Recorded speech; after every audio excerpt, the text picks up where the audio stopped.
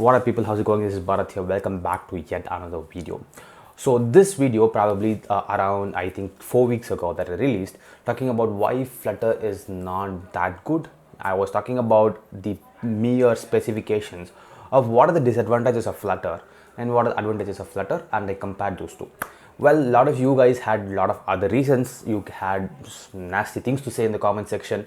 I had to go and remove a lot of your comments, which were probably against targeting me in particular. So I didn't make a lot of big sense of that. I didn't want to talk about that. I just left it at that space and just moved on. However, on the upcoming weeks, I got to know that a lot of you people had similar comments for the tech lead himself, the programming channel tech lead. He has another channel right now, and Patrick Shu himself came onto the channel, talked about the React Native and Flutter fanboys. So I was actually relieved in the sense that you guys are not just targeting me as a person, rather you're just targeting the notion that there is a much bigger, broader sense to not just learn Flutter. There's going to be broader sense to programming. So I wanted to come and make this video and talk to you guys about, in particular, in detail, about why Flutter is not everything. You cannot just learn Flutter and you cannot call yourself as a Flutter developer. You have to know a lot of other things as well. So I'm going to be talking about that in this particular video, and in no way am I actually trying to pull you guys down as a Flutter enthusiast or a Flutter developer. I'm merely suggesting the facts. I'm going to be helping you guys in understanding what more things you need to learn.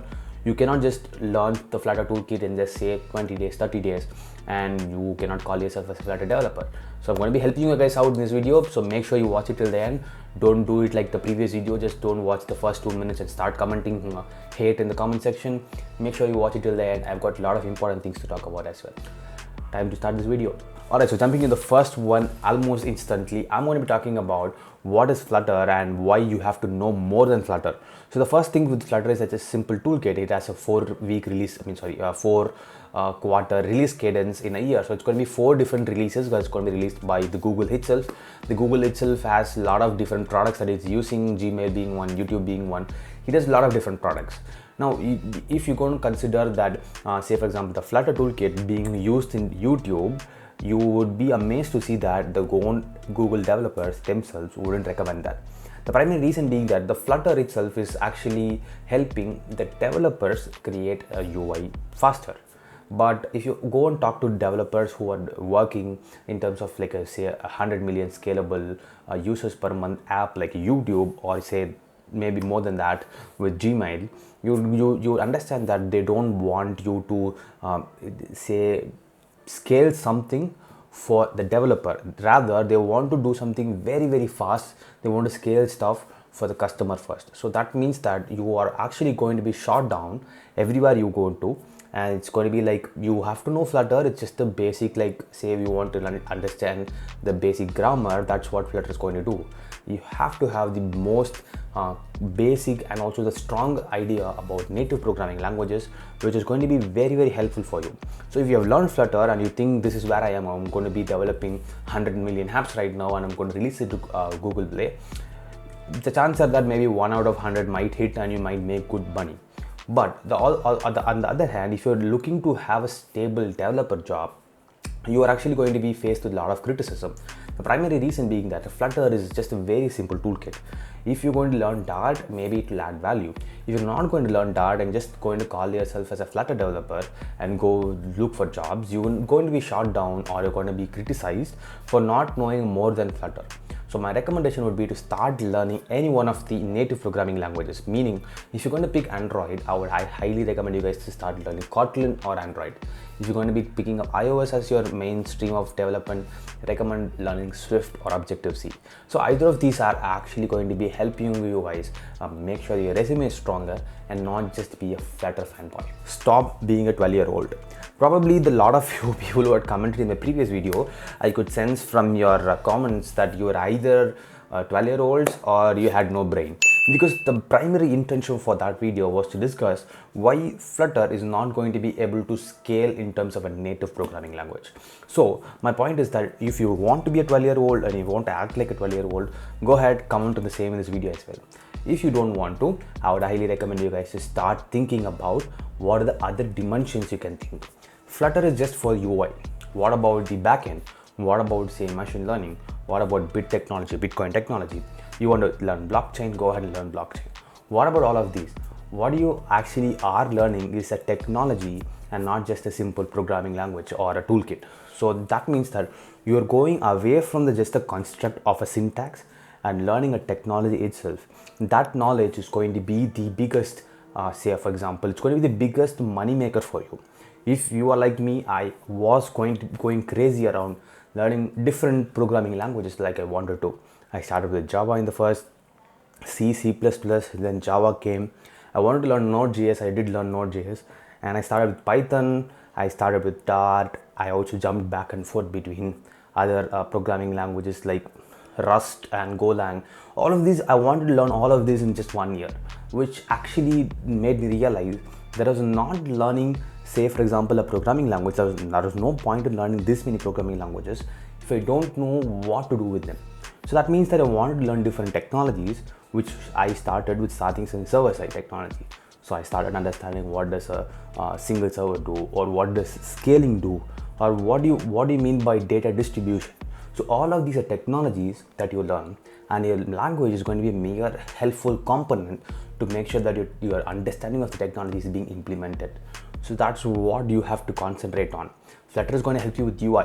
You would not believe me when I tell you that the Adobe XD plugin that is being released for your Flutter, it's going to make it super easy, and nobody's going to consider Flutter in just another 5 years. It's going to be like, say for example, all you need to do is draw for 15 minutes on an Adobe XD, just like you do it in Photoshop, and it's going to give you a Flutter code. So nobody's going to care about if you know how to write Flutter or not. However, in the same knowledge, if you have knowledge of writing server-side technology, or if you have knowledge of writing distributed completely, you can scale your app much faster. That's going to be helpful. So that's what I'm talking about. You have to move away from just your understanding of, say, simple Flutter like toolkit, and take away from that, learn the bigger technologies and learn the corresponding languages that is going to be helping you improve in your technological understanding. So I would highly recommend you guys to start with Java or Python and go forward from that. If you are into game development and game theory and all of that, start learning C++ or even C# as well. It's going to be helpful for you to learn those technologies through these languages rather than just the language alone. Alright, so one of the another stupid comment that we did get from the previous video was, do not compare a cross-platform development language with a native language. So for example, do not compare React Native with native code. Well, the answer is very simple. The final output that you're getting, say for example, is that I want to develop an application with native Android code, and I'm going to get the same application. And when you do the same thing with Flutter, my output or the understanding of an output is going to be the same. So what is wrong with comparing these hyper technologies like Flutter and React Native with a native code, which is going to do it much easier for me and much faster for me? So what is going to be the difference between these two constructs of ideologies of programming, and why should I not compare them? So my answer is very simple for you guys who are going to comment the same thing for sure, because I for sure know you would not have watched it till this point. I'm going to put the comment. If you're going to do that, make sure that you understand that there is no difference between hyper technology language or hyper technology toolkit like Flutter and Android or Swift, because the output is going to be the same. I'm getting much more in-depth output with my native code, whereas I'm not with my Flutter or React Native like hyper technology code.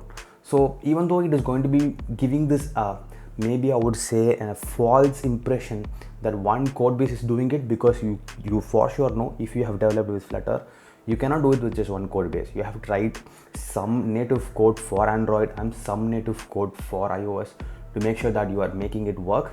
However, if you still think that it's only one code base doing everything for you, I would highly recommend you guys to start learning more about what exactly does the OS itself does.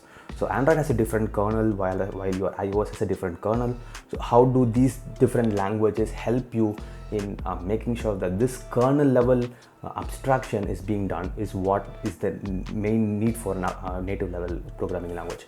So that's going to be my 3 or 4 strong points that I wanted to make as part of this video.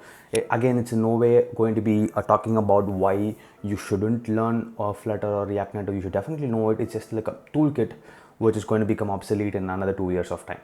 I was talking about, I did have a lot of other impressions and ideas for Flutter 6 months ago, but now going forward, how fast the Flutter team itself is moving towards, they're targeting mainly the designers who want to just write code. So it's going to be like you're going to become obsolete if you just bank on Flutter alone as your main USP. You have to move away from that, learn a lot of different technologies, and I hope you guys did understand about that. If you're interested to learn more about those technologies, you can check my channel out. I have a lot of videos. Upcoming videos are definitely on machine learning and blockchain that I'm learning myself, self-learning again. I'm making sure that I'll talk more about it in particular and make sure that you guys can also understand the same. If you feel you want to learn more about that, definitely like this video and subscribe to the channel. Let me meet you in the next video. Peace out.